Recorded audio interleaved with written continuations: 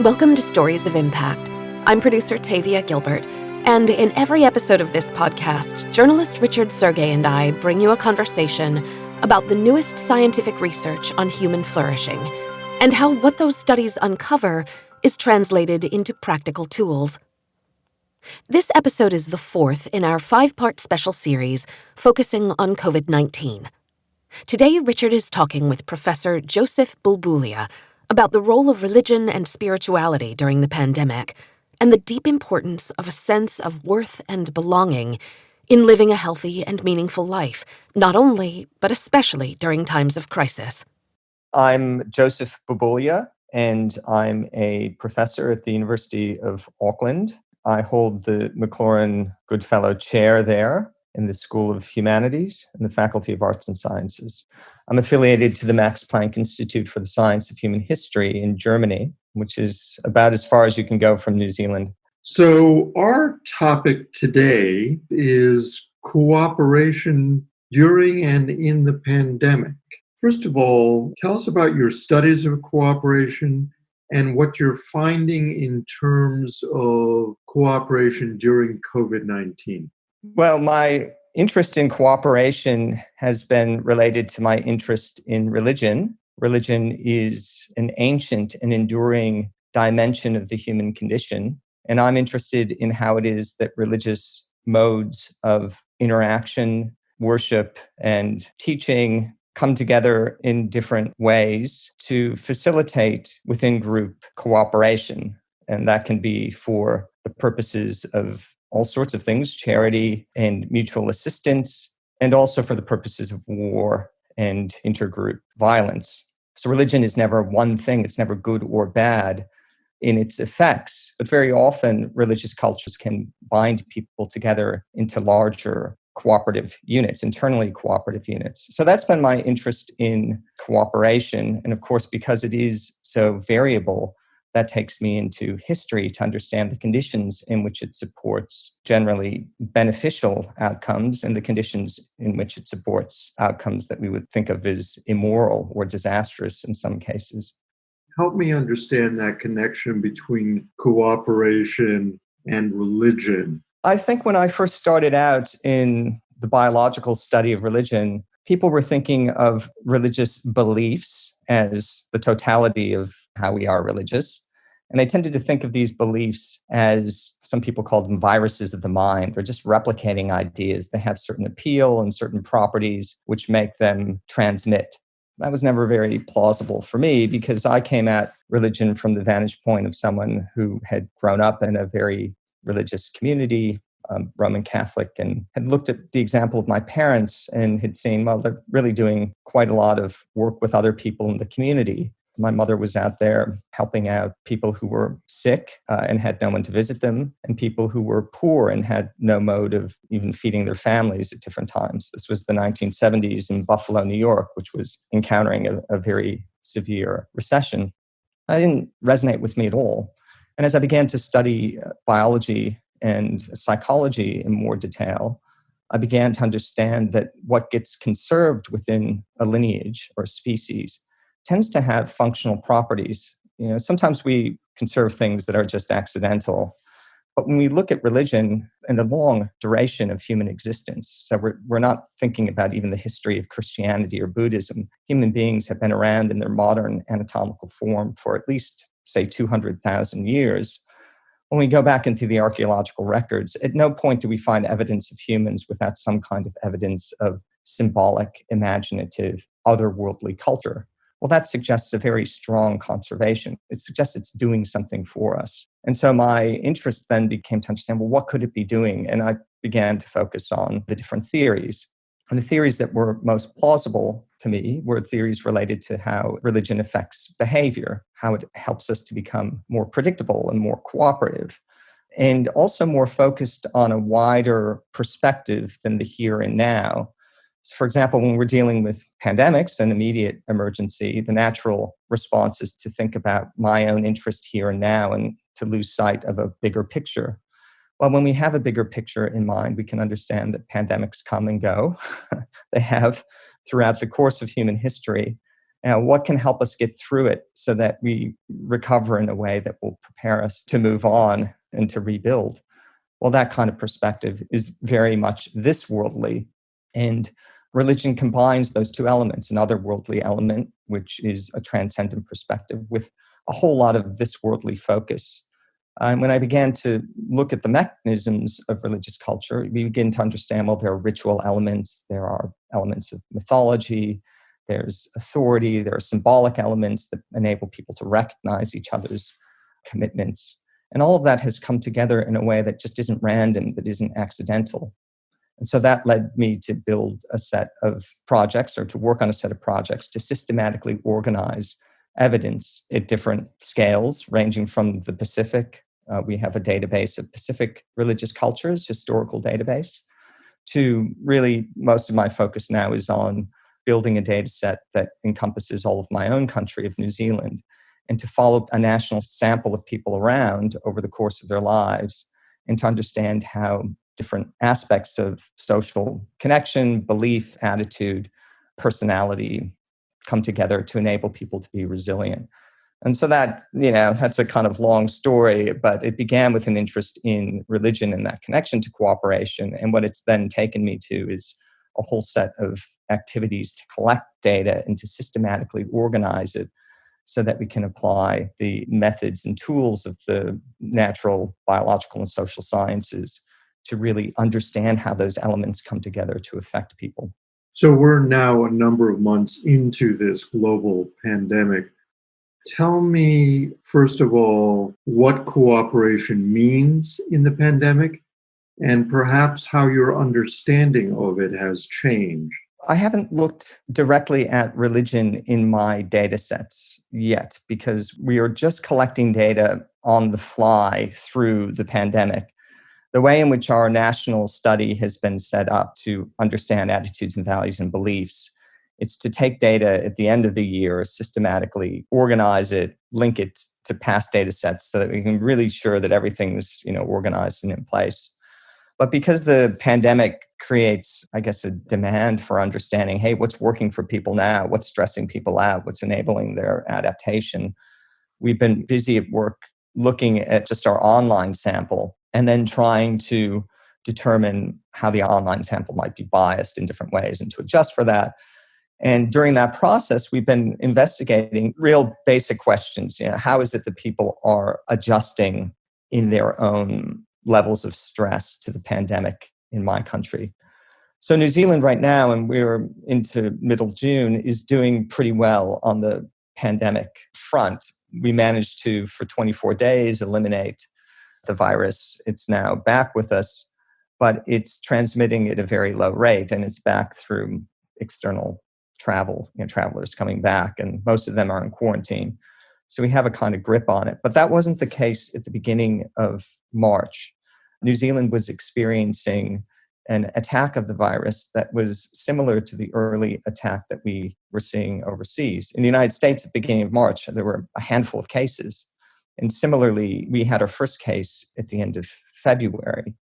So we began to see the beginnings of what was a geometric growth in the infection rate in the beginning of March into the middle of March. And what we responded very early and rapidly with was a very severe lockdown.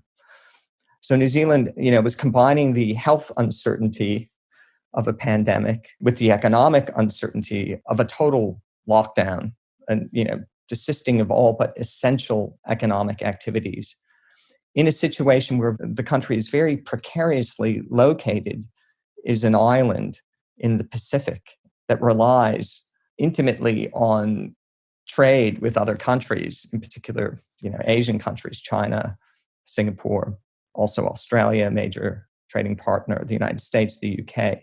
All of that was becoming highly destabilized. So we were in a freak-out mode that was, pretty substantial at the beginning of our very strenuous social and economic lockdown. But we had one key difference, that we have a huge amount of institutional trust in our country. And related to this was a high level of compliance and cooperative willingness on the part of citizens to help government and government to help citizens to get through this So practically, what did that look like? Well, what it looked like in terms of our behaviors, I was completely isolated with my 9-year-old daughter. I share custody of her in Wellington. And that meant for me seeing her and no one else in person for, I think it was 8 weeks altogether. So that was, practically speaking, a very different existence. As I mentioned, I'd been interacting with people throughout the year, getting on airplanes in a state of motion to manage these very large projects. That just stopped. Practically speaking, of course, and I think it might be hard to remember for all of us, but we don't even know whether supplies like toilet paper are going to exist, right? We don't know our food supplies are, people were making a run on all of them. There was a constant need to replace stock in supermarkets. So people were definitely in a panic mode here. And in other respects, it was easier. I was just getting up and working as I could and interacting with people like I am now on Zoom. So basically, that took me into a set of interests about, well, what were the parameters of stress within the country during this time? And very fortunately, we had ongoing data collection with the New Zealand Attitudes and Values Study. So during the first 3 weeks of lockdown, we collected about 1,000 responses from people. And we had these responses during the lockdown, but we also had them from the year previous. That established a set of baselines. Memories can be corrupted in all sorts of ways. We can be nostalgic. We have a hard time representing in clear detail what the pain of a suffering is as we're going through it and the stress of it. But here we had a snapshot of people as they're going through this stressful event. And what did you learn? The key lessons were that there was moderate increases in nervousness, fidgetiness, which is related. A sense of hopelessness was up. Surprisingly, well, except when we think about the details, there was a reduction in feelings that everything is an effort. It's quite interesting. Nervousness was not up that much. It was more hopelessness and fidgetiness that was up. Depression didn't change. This is so depressed, nothing could cheer me up. That was encouraging that we didn't see movement there. But what we did find, and this was absolutely a very, very strong signal, we found a huge, nearly a 4-fold increase in feelings of worthlessness.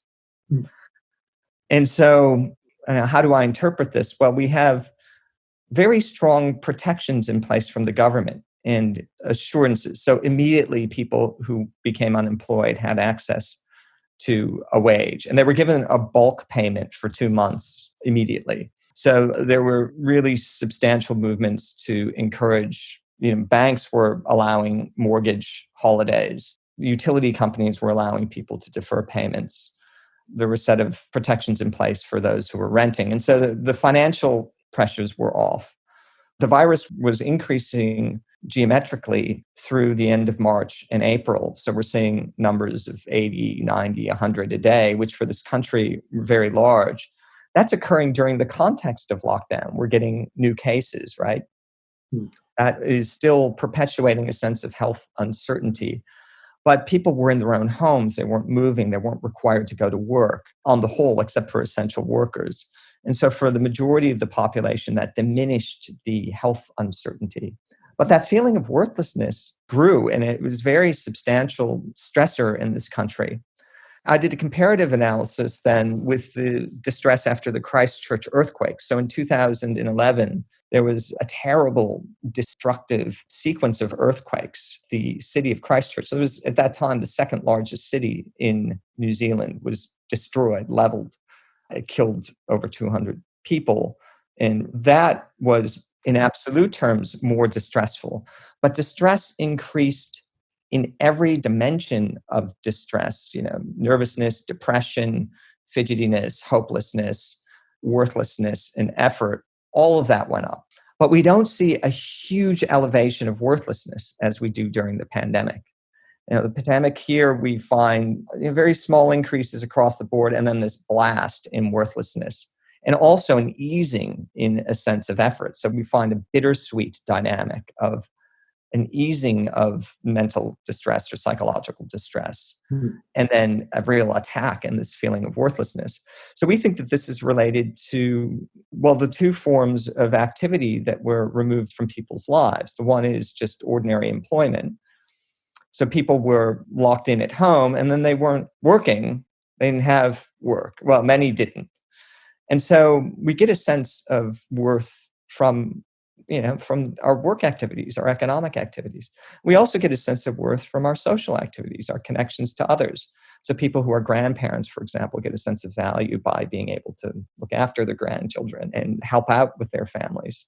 Well, that was taken away from people. We were just isolated. And when we become isolated but protected, it's very easy to experience a feeling of worthlessness, we discovered. And I began thinking about worthlessness in the connection of course, religious organizations. That was taken away too. Any form of collective worship out the window. All you could get, and many churches responded very quickly, were online services. But that's different to being connected with people. That feeling, that buzz of being with people in a social setting was gone. And so that feeling of worth and that feeling of having something to offer, well, isn't that like an essential part of who we are? Isn't it really important to give people that sense that they're valuable, that they have significance? That was something that the government can't give us. They can give us food, they can give us a sense that our bills will be paid, they can give us a sense of health security, but they can't give us a sense of worth and value. I'm curious, did this surprise you in that we know as humans we are pro-social animals, right? Yeah. And the sense of hopelessness and worthlessness that you're describing reflects an imposed isolation that was quite unique. Yes, there have been pandemics over the centuries, but who would have thunk that we in the 21st century would be going through something like this? So help me understand this sense of social beings and the reintroduction of hope and worth, and perhaps even cooperation. Well, Richard, I think you really put your finger right on something very important. And it's that when we think of cooperation, we're often thinking about services done for other people. You give me something, I give you something. But here, what we have an insight into is a fundamental need within people to be helpful to others, to be, worthy, to have a sense of worth and value. So part of what it is to have a good culture, a culture in which people are flourishing, is to afford others the opportunity to have worth, to be important, to have a significance for other people. We don't think of that. I don't certainly think of that initially when I think of cooperation. When I think of cooperation from a biological standpoint, I think of people sacrificing some of their own fitness, for others.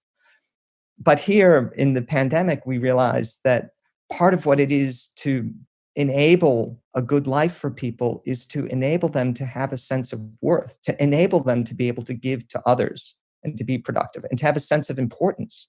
That sense of importance is really fundamental to having a good life.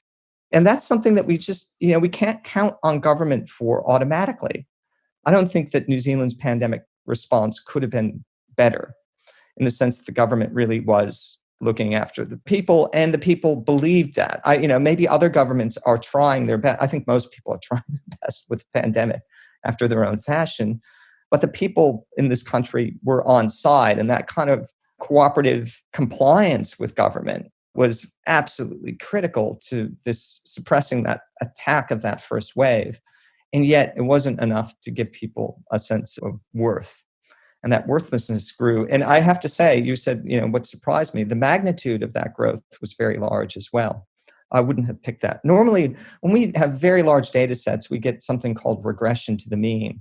So that means that when you see effects in small studies that occur, these get washed out when you get a lot of data. And to see, over a threefold, almost a fourfold increase in worthlessness, well, that's a very large effect. That's a signal that, we want to then begin looking at, because we want to understand, well, what are the long-term implications of this for, persistent unemployment that might follow in the wake of the pandemic? Will people be challenged? What are the institutions and relationships that are going to bring people back to having a sense of worth? Well, we actually did investigate that in the studies. So we want to look at what are the buffers, what are the moderators of that kind of distress. And the business confidence did not moderate that distress. Flat. Whether you were low or high on business confidence, you still experienced a sense of worthlessness. Even people who really thought the economy was going to be okay, they were feeling worthless at about the level that people that thought it wasn't going to be okay, right? Psychologists have theorized that having a sense of neighborhood community is the kind of thing that will get us through and make us feel, less distressed. No, even people who had a very high sense of neighborhood community felt similar levels of worthlessness to those who had a very low sense of neighborhood community. That wasn't buffering people from this distress. The two key factors that were important, one was having a satisfaction with health. This health satisfaction tends to be closely related to distress in non-pandemic times. The more satisfied you are with your health, the less distressed you are, it tends to be. So improving health, physical health is really important. But much more strong than that in its relationship to buffering feelings of worthlessness is a sense of social belonging. So this is different from a sense of neighborhood community. That's just like, oh, my neighbors are out there and I feel a sense of community with them. A sense of social belonging is that there are others out there that I can count on. There are others out there who care about me, and much more intimate sense of connection with other people. Fostering social belonging would be the most important thing you can do in a pandemic response. Although the feelings of worthlessness were present in people who had the absolute maximum amount of social belonging. They went from nearly a zero probability of saying they're never feeling a sense of worthlessness to about a 50% probability of saying that. At that end of the scale, you're tossing a coin of whether they're saying, I'm never feeling worthless. So they're feeling worthless at least a little of the time or some of the time. Very rarely are they feeling it most of the time. We don't find that at the other end of the scale. People who have a low sense of social belonging were feeling much more worthless. And they were much more likely to say that they were feeling that some of the time. Okay. So social belonging is very different to business satisfaction. We think of the economy as really fundamental to mental health. That's not what the data suggests. It's that real interpersonal connection. There are people out there that I can count on. There are people that care about me. That kind of sensibility is what we want to foster to help on that front of worthlessness. But that, again, just takes us into a whole set of questions about what does that? What are the institutions and the relationships and forms of economy and social organization that enable people to have belonging, real belonging, not just this abstract, I like my country, my neighborhood's okay, but real belonging. There are others out there that care about me. In terms of social belonging, are you finding that those who are more resilient have that connection and cooperation and a better sense of social belonging who are more spiritual and religious than those who, for lack of a better word, are agnostic? I'm curious. Don't know. In New Zealand, we have about 50-50 people who are affiliated with a religion or not affiliated. But that division doesn't carve people at a clear joint. We have people that are highly religiously identified, and people who are highly religiously identified tend to be different from others. They tend to be more involved in charitable giving, about 5 times more giving of their money, and over twice as likely to engage in charitable activities. A lot of that is related to church tithing and those kinds of practices, and also church activities. But of course, churches can be very efficient charities. Even those churches that I feel ideologically quite opposed to at the level of ideology, those that are not really in favor of, I'm very committed to equality for women and for people who are marginal. Some of the churches that are really not favorable to that perspective at all are nevertheless the most active in charity in my own communities. So we don't have the data yet on religious commitment and church attendance and those relationships to the various forms of distress that we're measuring. But almost 70% of New Zealanders believe in a spirit or life force. And many New Zealanders are out there practicing a kind of religion after their own fashion. In a separate set of studies that I'm conducting with my colleague Jeffrey Troughton at Victoria University, we're looking at Christians who declare no faith, right? Who aren't part of a church. We see that this is really the next wave of Christianity in New Zealand. That's a growing percentage of Christians are declaring no faith. And they tend to be some of the most highly identified Christians out there. But they're not saying I'm connected to any church. So we have to, when we're thinking about religion, we're thinking again about a complex of activities, beliefs, and practices. And we'll understand the role of these institutions in adjusting people to the immediate onset of the pandemic only after we have all the data for the whole year and we've been able to carefully pull out those columns and do the proper analysis. We hope that New Zealand can offer a few examples of proofs of concept that you can do this and people can get through, a very severe, socially restrictive and economically restrictive lockdown. But in terms of the role of religion in helping people to deal with the magnitude of suffering that arises from a pandemic, and by the way, this is not the first pandemic and it won't be the last, unfortunately. Well, this has been a key role of religion in societies since the beginnings of the Pleistocene, when people have had organized larger urban forms of life, which have led to crowd diseases. This is, crowd diseases come up and they kill and then they go away. So we might, and hopefully don't have information that would be relevant to addressing some of those really important questions that are going to be part of the experience in other countries. Well, we will come back and talk to you in a while and see what the data reveals. And we thank you for your time. That was superb. Thank you, Richard. It's been a pleasure to be here, and I look forward to speaking with you again. I hope this conversation leaves you encouraged. Professor Bulbulia's research and New Zealand's proofs of concept are encouraging to me. I find it meaningful to think that as we seek answers during this difficult time, we can look to science and to religion and to non-religious spirituality to help us find a path forward out of the darkness of crisis.